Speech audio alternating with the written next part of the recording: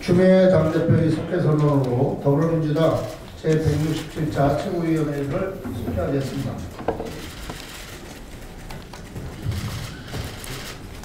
네, 회의를 소개합니다. 추미애 당대표의 발언이 있겠습니다. 네, 아주 오랜만입니다. 날씨가 매우 추워졌네요. 문재인 대통령과 저는 지난주에 한반도 비핵화 및 동북아 평화 질서 구축을 위해 중국과 러시아를 방문하고 왔습니다. 저는 러시아에서 평창 동계올림픽에 대한 러시아의 참여가 반드시 필요하다라고 말씀을 드렸고, 또 평창 동계올림픽은 평화의 올림픽으로서 러시아가 참여할 경우에 여러 의미가 있음을 강조했습니다. 평화와 경제, 이 두 가지 화두로 주요 인사들을 만났습니다. 제가 간 시기는 아주 타이밍이 적절한 때였습니다. 푸틴 대통령이 러시아 국가 참여가 불가능하더라도 선수들의 개별 참여에 대한 언급을 했지만, 두마의 의원들은 모두 다 정치적인 결정이다라면서 국제 IOC를 강력하게 규탄하는 분위기였고, 불참할 수 있다 하는 그런 카드도 꺼낼 참이었습니다.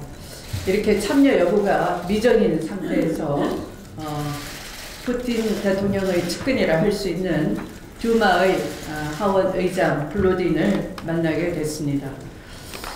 저는 블로딘 하원 의장과의 면담 시에 선수들이 국가도 부르지 못하고 국기도 내걸 수 없는 그런 상황에서 선수들이 불참하더라도 양해를 바란다라는 블로딘 의장의 침울한 얘기를 듣고 저는 우리 한러 친선협회도 있고 하니 러시아 선수들이 개별적으로 참여하더라도 국기 없는 선수들의 사기가 꺾이지 않고 실력 발휘를 제대로 할 수 있도록 환대를 하겠다, 이렇게 약속을 드렸습니다.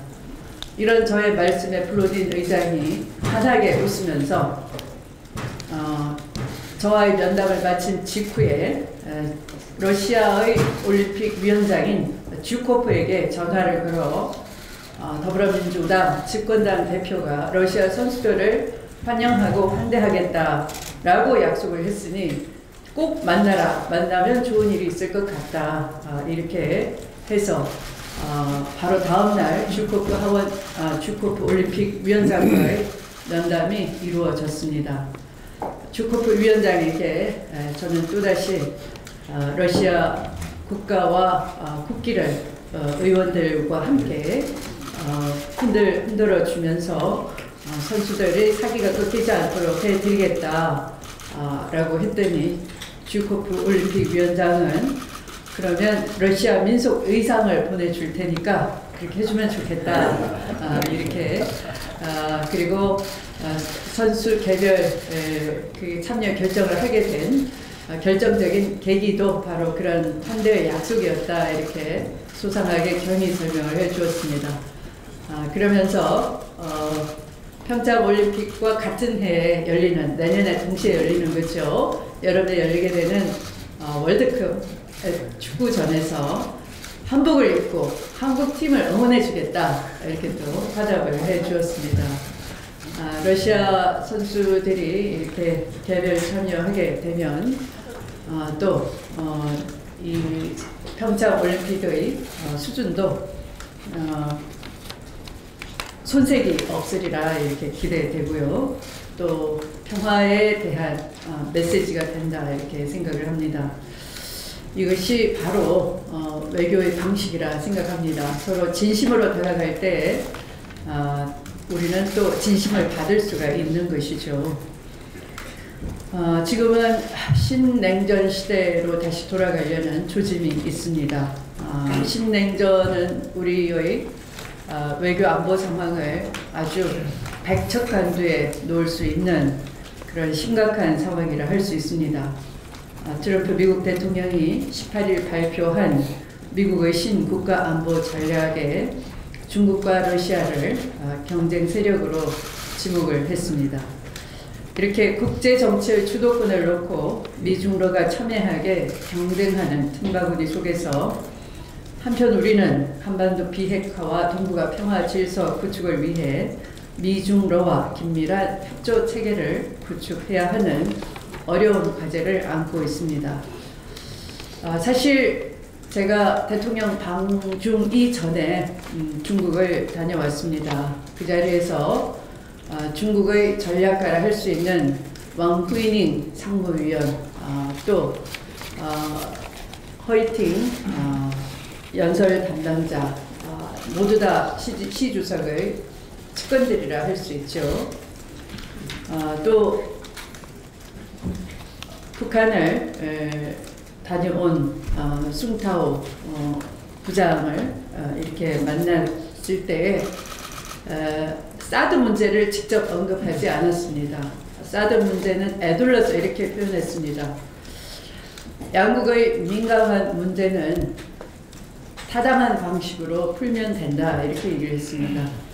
그런데 시진핑 주석이 우리 문재인 대통령에게 한 말씀도 똑같습니다. 누구나 다 아는 문제로 한중 관계가 소원해졌지만 그것을 적절하게 풀자라고 한 것이죠. 민감한 문제를 타당하게 풀자나 누구나 다 아는 문제를 적절하게 풀자 하는 것이나 직접 언급은 하지 않고 우회적으로 함축적으로 이야기를 하는 것이죠.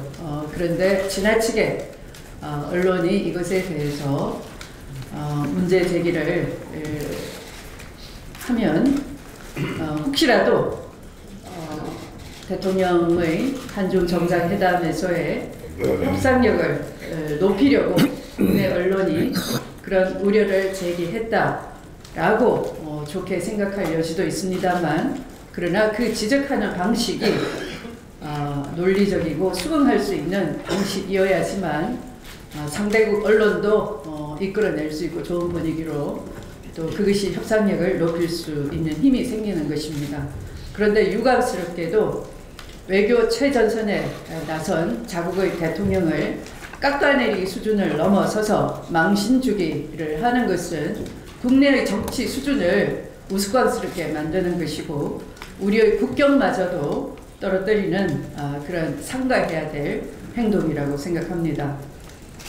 심지어 상대국의 일정에 대한 고려가 없이 대통령이 혼밥을 드셨다거나 그래서 외교적으로 홀대를 당했다거나 하는 그런 터무니없는 근거 없는 지적은 옳지 않은 것입니다. 저는 아무리 정쟁을 국내에서 치열하게 벌린다 치더라도 가려가면서 해 주시기를 바랍니다.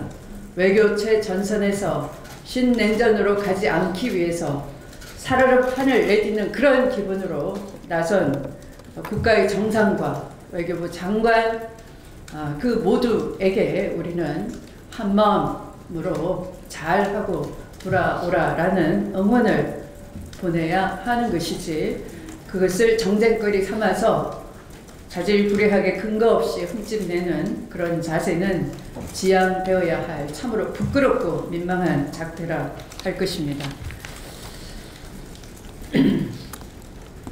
이제 평창 동계올림픽이 50일밖에 남지 않았습니다. 정부와 강원도는 평창올림픽의 성공적 개최를 위해 분주히 움직이고 있습니다. 내일 모레 22일에는 서울 강릉 간의 KTX가 개통되는 등 성공적인 올림픽 개최를 위한 실무 준비도 마무리 단계에 접어들고 있습니다. 이제 남은 과제는 평창올림픽을 평화올림픽으로 승화시키는 것입니다. 분단국가 대한민국, 분단된 도 강원도에서 개최되는 올림픽에 북한이 참여하는 것은 한반도 평화를 향한 큰 울림으로 작용할 것입니다. 북한의 핵실험과 미사일 도발로 얼어붙은 한반도에도 올림픽을 계기로 따뜻한 평화의 기운이 녹아내리길 우리 국민들과 전 세계 평화를 애호하는 시민들은 간절히 바라고 있습니다. 문재인 정부와 더불어민주당은 평창올림픽의 성공적 개최를 위해 최선의 노력을 다할 것입니다. 12월 임시국회가 이번 주에 종료될 예정이지만 아직 별다른 진전은 보이지 못하고 있어 국민들로부터 빈소국회로 끝나는 것 아닌가 하는 우려를 받고 있습니다. 12월 임시국회는 개혁과 민생을 위한 법안 통과를 목적으로 여야가 합의해 소집한 임시국회입니다. 현재 국회는 검찰개혁을 위한 고위공직자 비리수사처 관련법과 국가정보기관의 정치개혁 근절을 위한 국가정보원법 개정안 등 각종 개혁법안이 계류되어 있습니다. 또한 국민들의 어려운 삶을 개선시키기 위한 각종 민생법안의 처리도 시급한 상황입니다. 지난 주말 교수신문은 올해 우리 사회를 가장 잘 표현한 사자성어로 파사현정을 꼽았습니다. 그릇된 것을 깨끗이 부수고 바른 것을 드러낸다라는 뜻입니다. 정치, 경제, 사회, 외교, 안보, 국방 등 우리 사회 전반의 잘못됨을 바로 잡자 하는 민심의 외침을 반영한 것입니다. 올해가 가기 전에 나라를 나라답게 만들기 위한 개혁 입법과 시급한 민생 법안의 처리가 온 국민이 바라고 있는 바입니다. 그럼에도 자유한국당은 정작 개혁과 민생을 위한 법안 처리는 외면하면서 대통령 비서실장을 겨냥한 억지 정치 공세를 펴려는 데에만 열을 올리고 허송세월을 하고 있습니다. 더 이상 국회를 정쟁의 장으로 얼룩지게 하지 말고 제1야당 자유한국당은 국민의 기대에 부응해야 할 막중한 책임을 저버리지 마시기 바랍니다. 말씀을 마치겠습니다. 우원식 원내대표 발언.